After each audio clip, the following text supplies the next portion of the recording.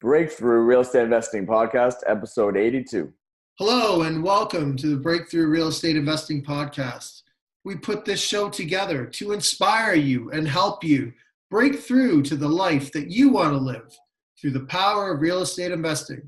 My name is Rob Brake, and here with me again, as usual, is Sandy McKay. Back at it again, another episode. Pretty pumped for this one because I didn't even hear it yet, so you did it all yourself. Yeah, that's right. This one will be new and fresh to you too, and you'll get to learn along with all the other listeners out there. Yeah, you were busy this time. We had this one booked, but you know what? It went really well. And our guest, Will Mitchell, is an investor, and he helps Canadians invest in Belize. So it was pretty interesting, and something I think a lot of people will be interested in. Totally, yeah. I mean, and he's Canadian, which is cool. Yes, and he's found a way to do that. So yeah, ties in with that personal Belize thing everyone always says, right? Yeah, and speaking of the fact that he's Canadian, we actually did something that we've never done before. We had a guest booked, and then at the last minute, I kind of went, you know what, this doesn't really fit with what we're trying to accomplish, the goals of this podcast. And that was that there was the guy had a fantastic story, really, really interesting, very successful, came from nothing and has built a tremendous career and portfolio in real estate, and there was no Canadian connection at all. So, just looking at what we were trying to accomplish with this podcast, I kind of went, I don't think it's right. And so then you and I had to talk about it, and ultimately we decided it's more important to keep, I think, the idea behind why we created the show. And that was because there's not really any Canadian focused investment info out there. Well, there's more now. There's more now than there ever was before. More now, for sure. Yeah. But when we started it, there was nothing. All we could find was American info. And though that's good, you can learn a lot from it. I just thought it'd be really helpful to have a strict Canadian focus. So, that was a hard decision, but ultimately I think it was the right one. And we want to keep on bringing people relevant information that they can actually, it's actionable for them as Canadians. Totally. Yeah. And that's, exactly. Right back to that's the whole mission of the whole show at the very beginning, since we started 5+ years ago now. It is. And we need to remind people a few housekeeping things, I guess, before we get going, right? BreakthroughRAPodcast.ca is a great resource. That's where you see all of our shows. And you can also pick up our free report, the ultimate strategy for building wealth through real estate. And super important that they know the website now, because we've got some feedback lately, Rob, from iTunes, that we're actually you're not able to see all of our shows anymore on iTunes, are you? Yeah, that's right. Only the last 50 shows are there. So if you want to see any of the ones before that, some of the earlier episodes, and a lot of them are pretty good, you have to go to the website. So for some reason, iTunes will only let you log a certain amount, or I'm not sure if there's a way for us to maybe we should look into that. But regardless, we used to have a bunch on there, and I think they changed it. Anyways, yeah, we'll look into regardless, if you want to hear the rest of the episodes, just go to BreakthroughRAPodcast.ca, and there you'll see all of, you can go on there and you can make comments. And that's another really, really, really interesting thing I think that people should be doing, is going on and leaving a comment and what you liked and what you didn't like on the different episodes, because there's a spot right there. Just click through onto whatever episode you want to talk about, and you can make a comment if you liked it, if you didn't like it, something you learned, something you think you should have learned but maybe you didn't learn, whatever the case may be. And then of course we've got Facebook links and LinkedIn links and links upon links there for any multitude of ways to get in touch with us. And so what else anything else to go through before we get into the episode here with Will? You know what? I was looking at iTunes here. I've got it in front of me again, and we've got a couple cool posts or cool comments. Yeah, we've got a couple new comments I was going to read. Now we have 211 ratings and reviews on iTunes, and we've got 2 1-star reviews, 4 2-star reviews, 7 3-stars, 4 8-stars, and 195 star reviews. Wow. So most people like it. I think there was only one 1-star review before, so I'm gonna have to see what that one was. I'll go back at some point and check it out. The other fun thing, Rob, I didn't even mention this to you. I wanted to look through it because I haven't in a little bit. I think we got to be actually approaching it, maybe even beyond the million download mark on our show. Oh, is that right? We're very close we should to find it. out about that. I was looking at it quickly, and I was saying we got to do some math on this and run the numbers because I remember last time we talked about it, we were like 300,000-400,000 maybe, and I actually think we might be above 1 million. So that's pretty cool. Oh, is that right? Well, if that's the case, we should have a 1 million download party or something, like a special episode.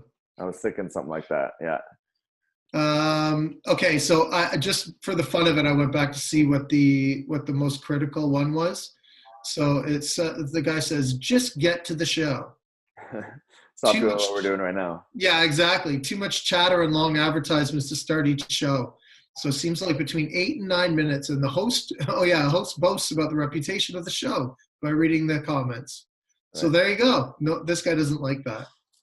But now I'm going to go to the most recent reviews and read a couple of them. Because it's nice to hear this, right? Like it's not fast forward. There is fast forward button if somebody wants to just breeze through this. Press the skip ahead 30 seconds. That would be 18 times, and you'll be into the show. Yeah. Okay. This person named Coop gives it 5 stars and says, "An unreal listen. Great insight for anyone looking at getting into real estate. Haven't heard a lot of what not to do's when diving into the world of REI." Okay, so we'll keep that in mind. I'm just going to read one more. We've got a couple others here, but I'm going to just skip by those. So this one it says, "Great podcast for all levels of investors, 5 stars, by Brent Turner." And he says, "I've only recently come across this podcast around 2 weeks ago. However, I have already been through almost every episode. I haven't been able to find any other resource that even compares to the quality of information Rob, Sandy, and their guests offer, especially one focused on the Canadian market. I am a 21-year-old investor in Victoria. I'm about to close on my second door, hoping to start making moves faster from this point.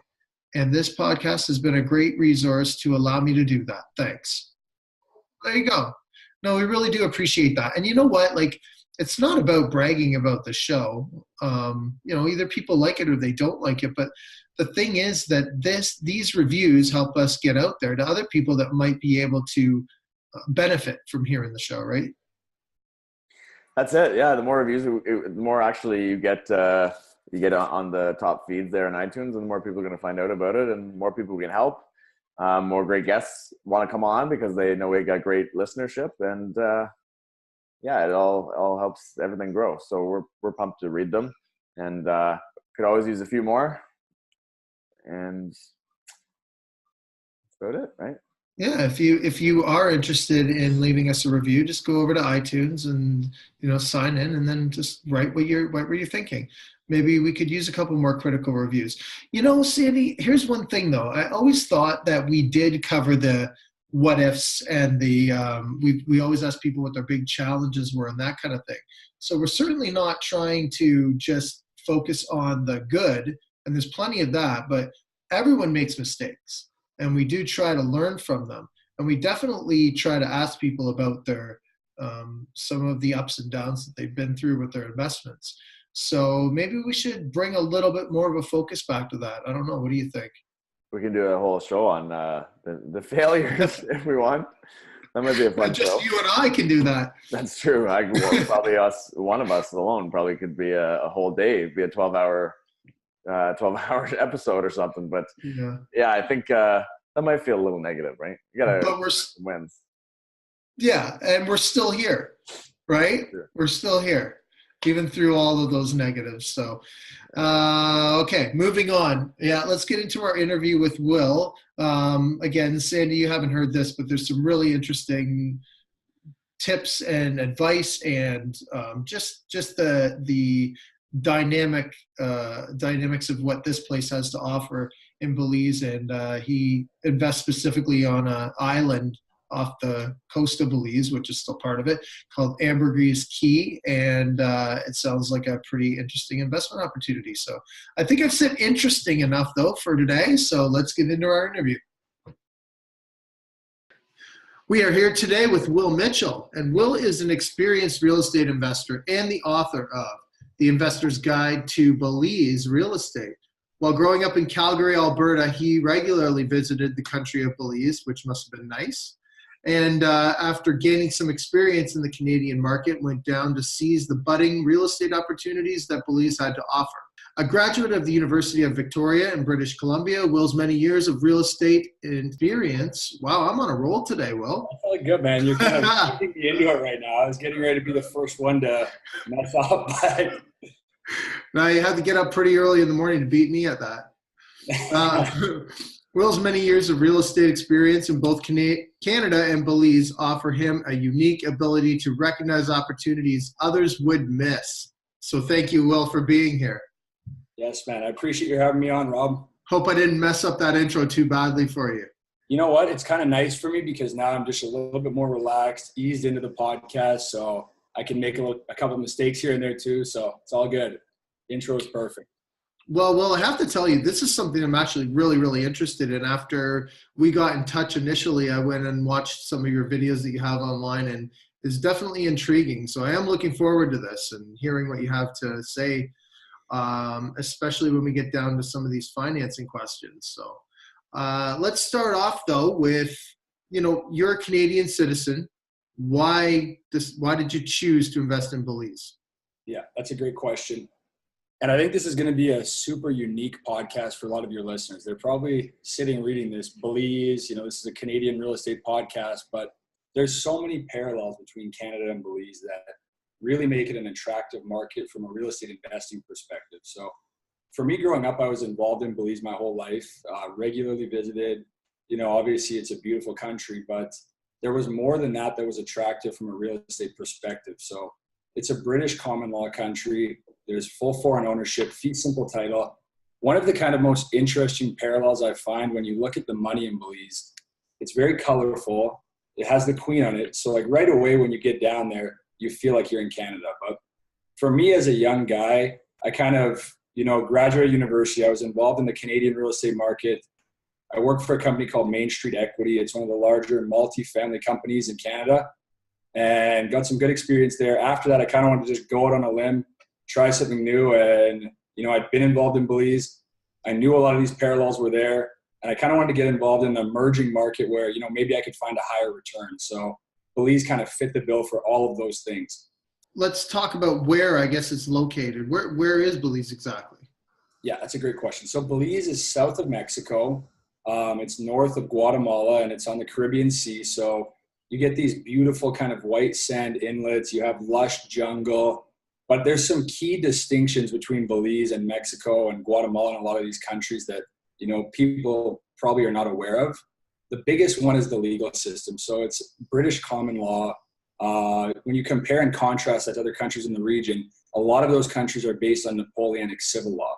So how is that applicable to real estate? Well, British common law, we have full foreign ownership. We have fee simple title. When you look at other countries in the region, generally it's based on Napoleonic civil law.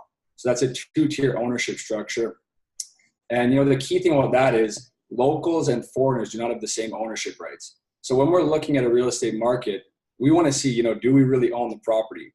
Before I'm going to kind of dive into, can I actually make money on this from an investment perspective? Can I actually own the property? So that was kind of a key factor when looking at Belize. Aside from that, the reason why Belize is such a passion for me, it's more than just a real estate thing. It's just one of the most beautiful countries in the world. I won't say the most because, Canada is amazing, but you just do have the blue hole. You have these amazing kind of white sand inlets. It's nice to get up in the morning and hop on the boat and, shoot from island to island. So it's very, very unique in that regard. What is the blue hole? Okay, so the Great Belize Blue Hole, you guys got to Google this and check this out. It's a kind of a sinkhole in the middle of the ocean. And actually, crazy thing that just happened with this blue hole. Richard Branson. And so basically back in the day, Jacques Cousteau was one of the first guys to go down and explore the blue hole. But Richard Branson just kind of did a partnership with Jacques Cousteau's grandson, and they went to the bottom of this giant sinkhole. It's in the middle of the ocean. You'll see this kind of beautiful light blue water around it, and then just this dark blue hole in the middle. So these kind of really unique natural phenomenons that Belize is home to, and that's just one of them. Okay. It sounds really interesting.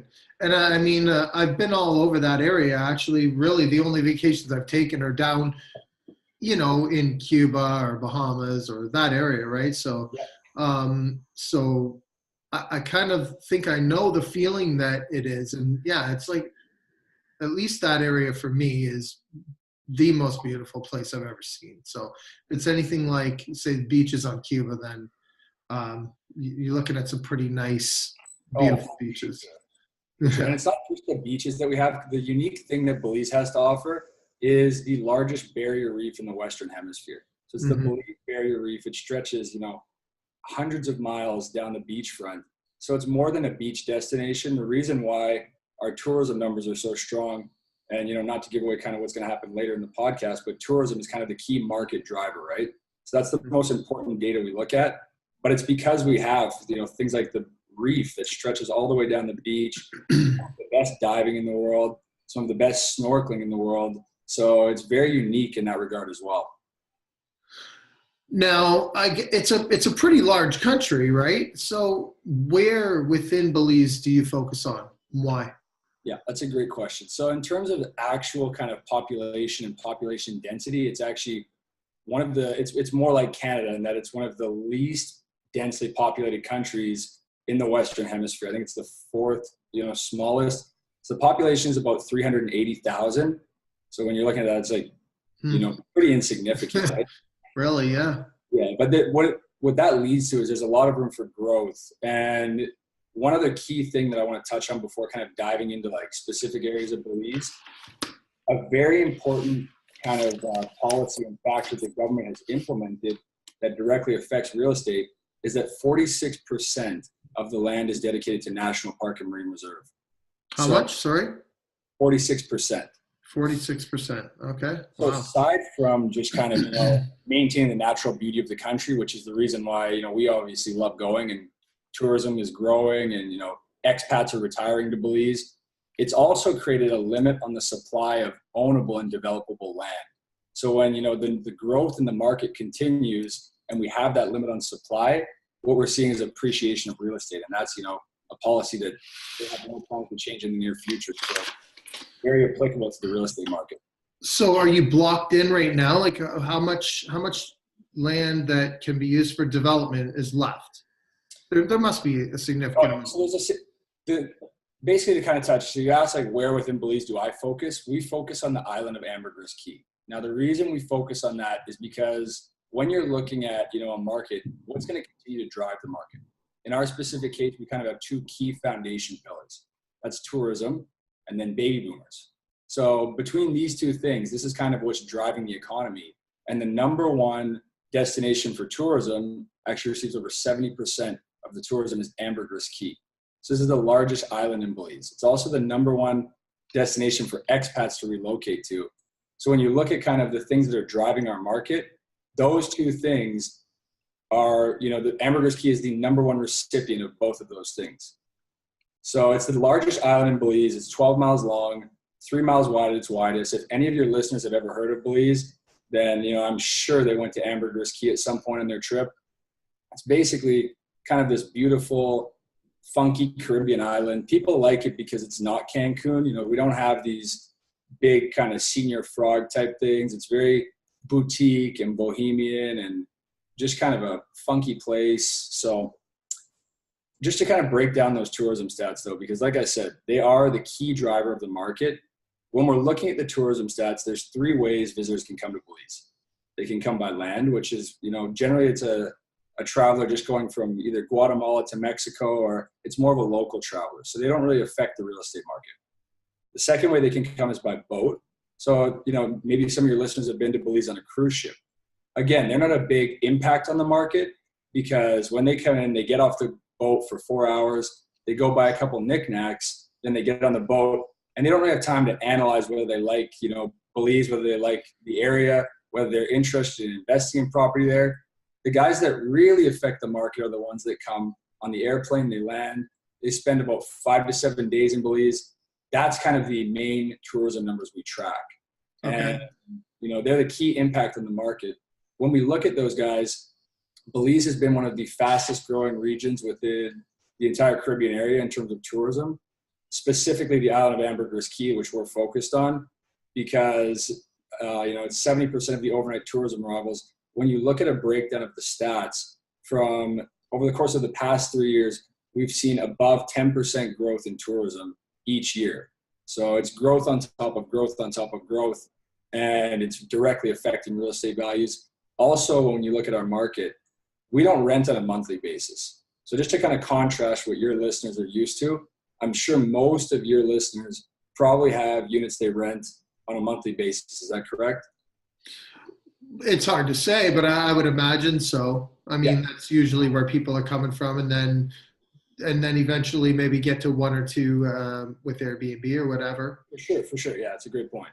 So like our market, it just does not make sense to do anything monthly, right? That's kind of the difference. I'm sure you have a variety for sure. With us, nobody rents on a monthly basis because the nightly returns are just so much higher, right? So it's kind of a key contrast with our market to what some people are used to in the Canadian market. Mm-hmm. Okay, so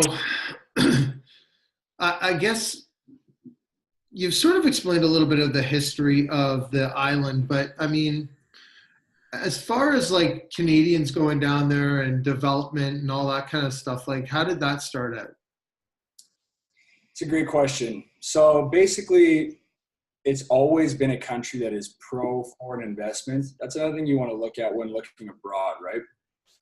Is the country looking to kind of have foreigners come in and develop, right? You know, while locals are developing as well? Are they kind of more of a protective economy where they don't like that? Right. Belize has always been, you know, pro foreign investment. They see that when new development comes in, this creates jobs for local citizens, and you know that's what's going to obviously drive the economy. So they love to see that, and it's been a lot of kind of foreign investment, foreign development. And again, it's kind of the breakdown of why these people are looking at it. It's because they can come down. For Canadians especially, like Scotiabank is in Belize, the Queen is on the money, it's British common law. So there's just so many parallels to Canada that make it attractive for them to come down. Again, it's the other thing is too, obviously you want to know, can you be in the country for an extended period of time? And with Canadians and just about anyone in the world, actually, if they come down to Belize, you can stay for kind of an extended period just on a tourist visa even. So if you come in on a tourist visa, you can renew that on a monthly basis. You can invest within the market, and there's no kind of barrier or border to doing that as well. Oh, well, I have to tell you, it sounds intriguing. So what kind of things can people do when they're there? Let's talk about that, because I mean, it's one thing to have a vacation home or somewhere that the idea of having a nightly rental is great, but what are your guests going to be doing when they're visiting? Great question. You know, we probably should kind of break that down first, because that's the reason why people are coming. So Right. Just to give you kind of an example, the main things that people will do, go snorkeling. We have all these kind of protected national parks along the reef. They can go visit the Blue Hole, which we talked about earlier. There's Mayan ruins throughout the country, so these kind of amazing historical sites. Lush jungle, you can go zip lining, horseback riding through the jungle. It just really doesn't end. You can go hang out on these beaches. We have so many amazing kind of white sand inlets that are undeveloped currently. So what I like to do with my friends, we'll catch a bunch of fish and lobster, boat over there, grab a couple bottles of rum, and you know, you just hang out for the day, grill some fish up. Fishing is amazing in Belize. Because the reef is 400 yards off the coast of the island, you can go reef fishing in a matter of minutes. If you go behind the reef, you're deep sea fishing. If you decide you want to go fly fishing, you can go to the leeward side of the island and go fly fishing. And if you're feeling a little more adventurous, you have a spear, throw the spear in and you can go spear fishing. So it really is kind of a water sport destination just as much as it is a beach destination, because the reef, and you have these nice kind of breezes for anyone who's looking to do kite surfing or windsurfing or anything like that. So there's just so many options. And again, if you just want to chill on the beach and relax for your stay, you can do that as well. So it's kind of the best of both worlds there. Where do you live, Will? So I live on the island of Ambergris Caye in San Pedro. So you actually live there? I live there, yeah. But we do a lot of different kind of events. We do presentations around Canada, the US, but most of my time, I would say about 90%, I live on the island of Ambergris Caye. Oh, great. So you must love it there then. You know what, Rob? It's a tough life, but somebody's got to live it. Sacrifice. To take one for the team. I'll take one for the team any day, man. I like it.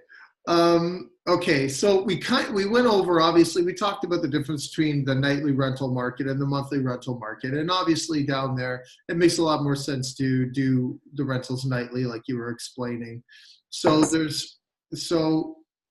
But let's say I want to come down. I want to stay, like you said, I can get an extended stay there.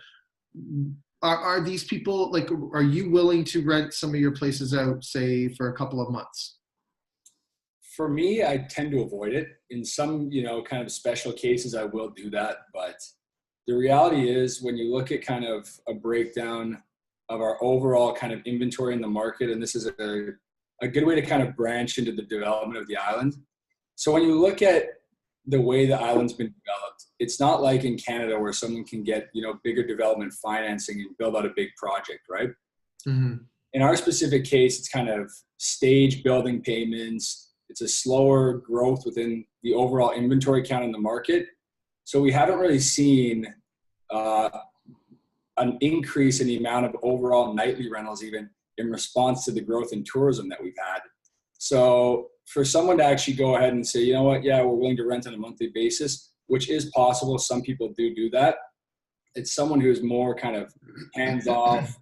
They don't want to be actively involved or, find someone to manage their property. There's a couple properties like that. But because we haven't had a significant growth in inventory and occupancy rates are some of the highest in the region and, rental rates are some of the highest in the region, it's pretty rare that you'll see someone do that because they're basically turning away, a much higher return. So let's talk about how you source these properties. Where do you find them? Yeah, it's a great question. They're all great questions. I only ask great questions. I love it. They're all the perfect questions. But, in Belize, we don't have kind of a formal MLS. So there's no, go on the MLS and see which deals are the best deals right now and, use that kind of, data to dig through and find deals that might work for you. Right, okay. We have a much more inefficient market. So when you are looking for deals, I'm not saying there's not properties listed online. Any of the listeners could go on there right now. They could dig through and find all of the, listings that are kind of available, but it's not as formalized as Canada. So for me, I'm always just kind of listening around. And the great thing about this, generally you can find higher returns in the inefficiencies. So because everyone doesn't have access to the same information, it's a lot easier for, people who are involved in the market to kind of dig through and find a deal that might yield them a higher return. Do you walk along the beach and see which places might, like, if they stick a sign in the ground or Sure. Walk along the beach. Sometimes you might even just find something that you think makes sense in an emerging area, do a title search, see who owns it and get in touch with the owner and make an offer on it. Okay. Look to kind of areas that are emerging. There's one specific area of the island that I'm kind of heavily involved in. It's called Secret Beach. Secret Beach is on the west coast of the island. So just to break down the historical development of the island, in most major tourism destinations, the island is heavily developed on the west coast because that's where you have a sunset view, right? It commands a higher value, more demand for that. In our specific case, because we have the reef on the east coast of the island is just heavily developed on the east coast. So when you look at beachfront property, how it's valued in Belize, it's on a per linear foot basis. So beachfront property on the East Coast is valued at about $10,000 per linear foot. When you look at the West Coast right now, it's about $6,000 per linear foot. So it's much cheaper on the West Coast right now than it is the East Coast, and that's just because when the island was first developed, it was kind of a sleepy fishing village. They didn't realize it was going to become one of the top emerging destinations within Belize and within the Caribbean, actually. There's just like a few fishermen. They wanted to get out in the morning, go cast their lines, reel in a couple fish, get back to their wives, and chill under a palm tree with a coconut. Sounds good. I mean, it's a good life, right? You can't complain about that. But, you know, currently now we're in a situation where the island is, you know, developing at a rapid rate. Tourism has become a major driver in the economy. And the West Coast has basically, to this point, remained somewhat undeveloped. So I look a lot to the West Coast to find my deals, not to say there aren't on the East Coast.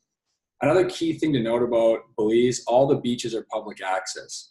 So in some cases, if I'm looking for a deal, I might find something that's just a little bit off the beach because I can, you know, invest 1/10 the amount and still yield a very similar return. So all the beaches are public. It's a 66-foot beach reserve. It's called the Queen's Beach. Okay. That's interesting. Didn't know that. 66 feet up. Okay. Well, this is the one that I'm most interested in because this one gets me excited. What type of financing opportunities are available? Financing, it's the key thing, right? Right, yeah. Deal without the financing. So traditional bank financing is not as readily available in Belize as it is in Canada. So if you are capable of securing traditional bank financing, you'll be looking at interest rates of about 11%.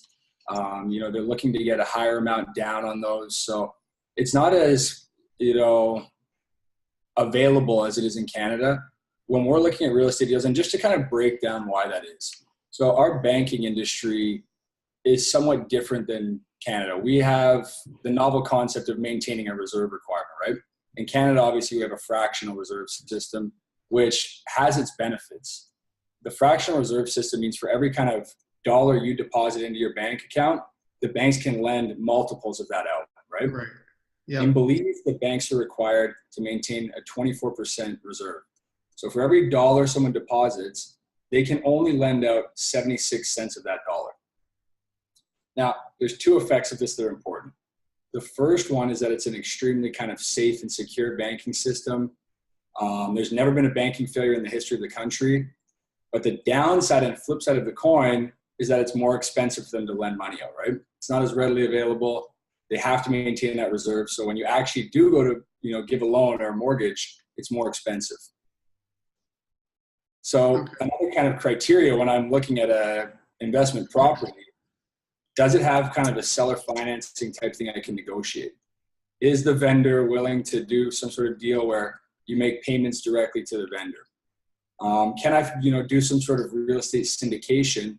This is something that a lot of investors in the market will do because without that kind of traditional bank financing, there's less people who are kind of, you know, working for these deals. So it creates an opportunity for the guys who can get together, create some sort of real estate syndication and invest in those opportunities, or the guys who can kind of negotiate developer financing or seller financing on those deals.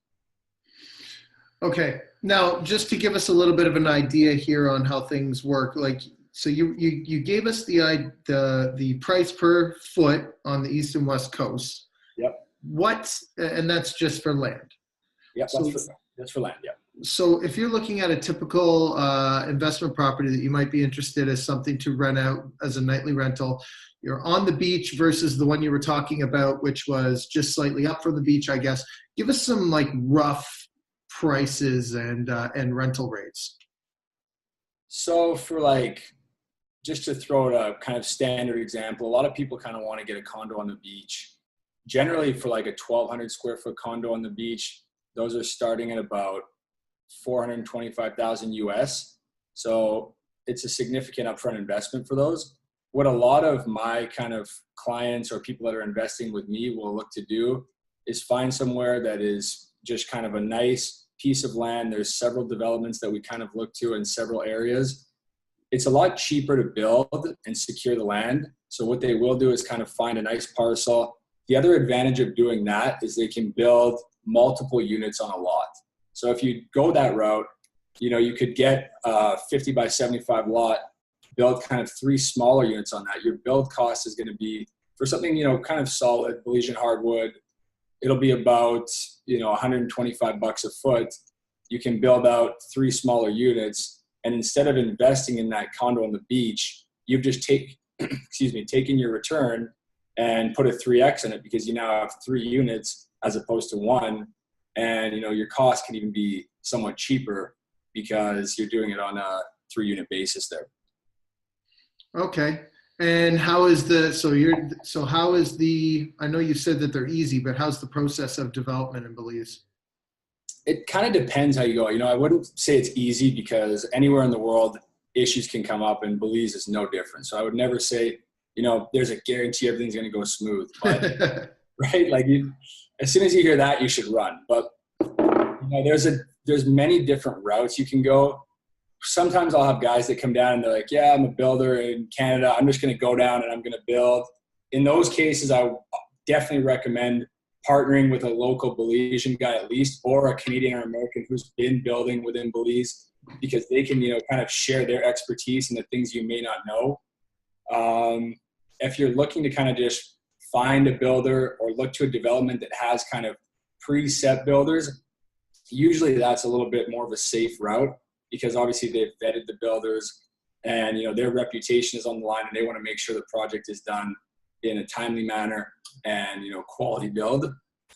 There's also some other routes you can go. One of the kind of more interesting projects that I've done, it's in the Secret Beach area. I actually went to the mainland, and what many people don't know about Belize is we have a large Mennonite population. So these Mennonite guys are some of the hardest working guys in the world. They came to Belize from Germany. They actually went to Alberta, and then they migrated south from Alberta down to Belize.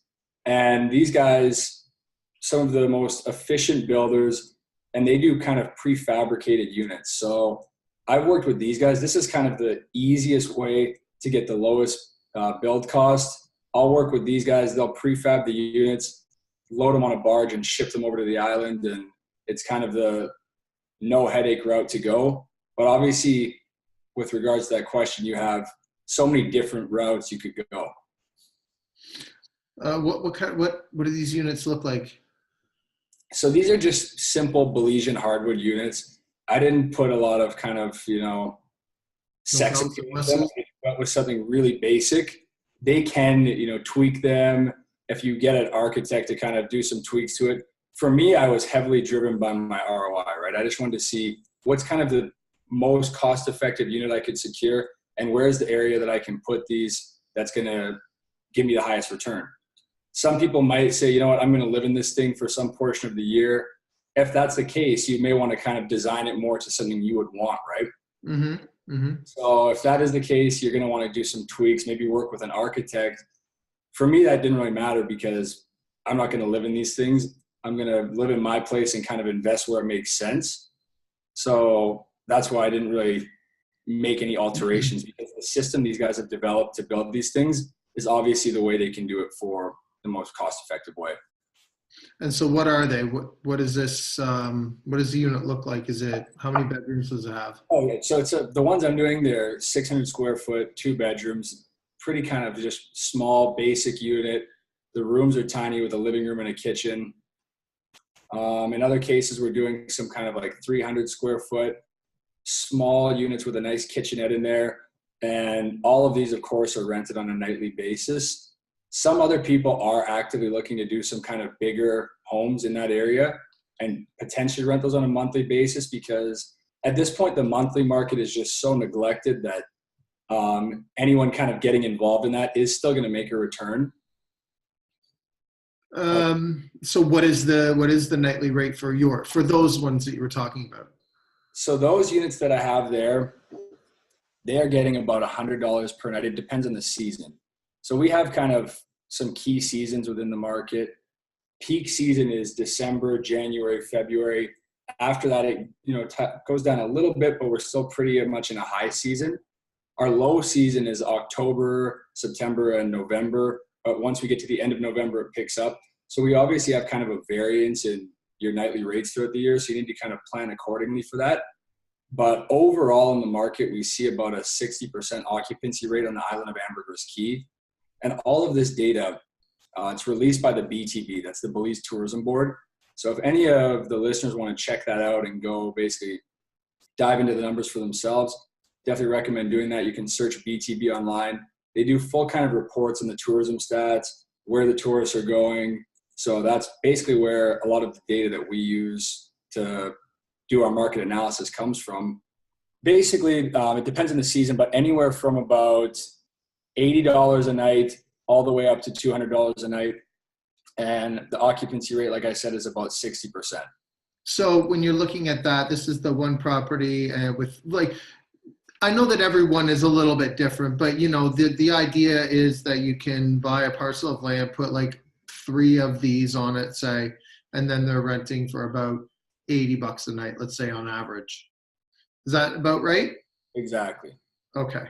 Yeah. Now, this is really interesting. Do you want to tell us about the Belize real estate investor trip?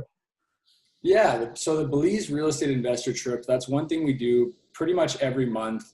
And it's the best way to kind of get educated on the Belize market. Obviously, it's a foreign market. You have a lot of questions. It's one thing to just kind of hear it from a video online, hear it from a podcast, but to actually go down, you know, touch it, feel it, see the market, and basically get hands-on experience. That was our objective with this trip. So it's a weekend long. We start kind of on a Friday evening with a brief presentation, some dinner. Then the next day we wake up, we get on the boat. Basically, the idea is to show the entire market. We have bankers come in, we have lawyers come in. And just to kind of piggyback on this with my book, the book wasn't just me going in and writing down everything I knew. When you're doing a real estate deal, you have a team, right? You want to leverage the experience of that team. So the book was the exact same concept. And the Belize field trip is the same concept too. It's one thing for just to have me there the whole time, but it's a whole other experience when we're bringing in bankers, lawyers, architects, all these different professionals who could be involved in a real estate deal, and you're learning from them directly. So that's basically the idea with the trip. We want to show you the market. We kind of cater it to who's on our trip. You know, if someone's more, they have pure investment, they're aspiring for a purely investment property, then we might do something different than someone who wants to have some personal use there. But it is hands down the best way to get educated on the market. So you say you do them once a month? Yep, we do them once a month. The next one we have is March 1st to the 4th. The April trip is the 5th to the 8th. Our February trip is actually sold out already. So, wow. Okay. And how many people usually are on it? We like to keep the groups relatively small. So usually about 15 to 20 people, no more than 20. We cap it at 20 just because if you get too many people, then, you know, some people's needs aren't being met. So we've had that before where we had 30, 35 people, and it was, you know, obviously a really good time and we had fun, but we had like a handful of people who were coming to us saying it was great, but, you know, we just didn't cover this, this, and this. So we've decided we cap it at 20 now and make sure everyone kind of, their needs are met. Where can people go to learn about this? I was surprised to hear that you do it so often, actually, with the once a month. We've really been ramping up. One more thing we're doing right now, just as I pull this up, I actually just got back from Edmonton and Calgary. We were doing presentations over there. Basically, it's like kind of a detailed market overview presentation. This one's kind of more of a conversation, so I don't know if exactly everything is laid out as neatly as we might like. But we do these kind of monthly presentations now around the U.S. and Canada too. So. Okay, so you're doing that once a month. Do you ever plan on coming out to Ontario? Yes. So we're coming to Toronto on the 8th and the 9th. Of February? Yep, of February. And if anyone wants to get a ticket to that, they could email me at will@remax Secret Beach, and I'm happy to send some complimentary tickets over. it's BelizeInvestmentGuide.com. Perfect. But I'll put that in the show notes. I just figured you were going to pull it up real quick. I thought that I'd give you the opportunity there to give it out. But we have websites now, so we have all these kind of online assets, and when I'm tracking through them, you can forget which one is which. Yeah, so it's BelizeInvestmentGuide.com if you want to hear about the investor trip that Will has available for everyone to check out. Obviously, you can't go in February, but maybe March. March is a good month too to get away, even if it is only for a weekend. But now, Will, is the investment that you're doing now, is that in that secret beach area, or where are you investing right now? So I'm investing in the secret beach area. Okay. Basically, to kind of dive a little deeper into it, we also have Leonardo DiCaprio, who is developing this $250 million eco resort that's off the coast of Secret Beach. It's on an island called Blackador Caye. So when we look at kind of the market drivers within Secret Beach, it's kind of a funny thing to say, but DiCaprio has been massive, because when he comes in and he says he's going to do this, you see him in New York Times, you see him in just about every major publication. He just had his EIA approved. That's his environmental impact assessment. If you're doing kind of a smaller project, like something I would be doing, we don't need that. But for a big thing like that, he needs one of those. So Secret Beach is being driven not only by the people noticing now how beautiful the West Coast is and wanting to have a destination that, you know, has the sunset. We also have DiCaprio. So that's kind of more of the up and coming area. Another area I invest in is an area called Mahogany Bay Village. Mahogany Bay Village is a master plan subdivision, gated community. Basically, when you look at the island, like we discussed, there was no master plan for it. Like literally there is an elementary school on the beachfront on the East Coast. So when you think about the value of the real estate an elementary school is taking up, I mean, I'm sure the kids are super happy looking at the ocean as they go to school, but it's just crazy to think that things like that have kind of developed. The idea with Mahogany Bay was that it's going to be master plan. There's already a Hilton hotel in there, 20 commercial businesses operational already, including, you know, sushi, all these great restaurants, yoga, spa. So that's another area that I invest in just because I see there's a lot of room for growth still. There's still lots available in there. And there's already kind of really good anchors within the subdivision. So again, would I rather invest in a condo on the beachfront or get one of these lots where I can build out multiple units? Mahogany Bay gave me that option, and it gave me kind of a way to diversify away from Secret Beach. So both of those areas are kind of my primary point for investment right now. Well, I know it's really, really hard to touch on everything. I think we've done a good job of sort of covering the overview of what it means to invest in Belize. But if people want more information, how can they get in touch with you? What's the best way? So the best way is shoot me an email, Will@Remax Secret Beach. I'm happy to chat about anything we talked about here. If you guys have questions that we didn't cover in the podcast, you know, whatever you guys want to talk about, if you want to just talk about the best place to go for a vacation, I'm happy to share my expertise, share my contacts, and make any recommendations for you guys. So shoot me an email, Will@Remax Secret Beach, and yeah, I'm happy to chat about any of that stuff. That is fantastic. Okay, well, thanks for being on the show with us today. I really appreciate you joining us. Yeah, I really appreciate you having me, Rob. Thanks very much.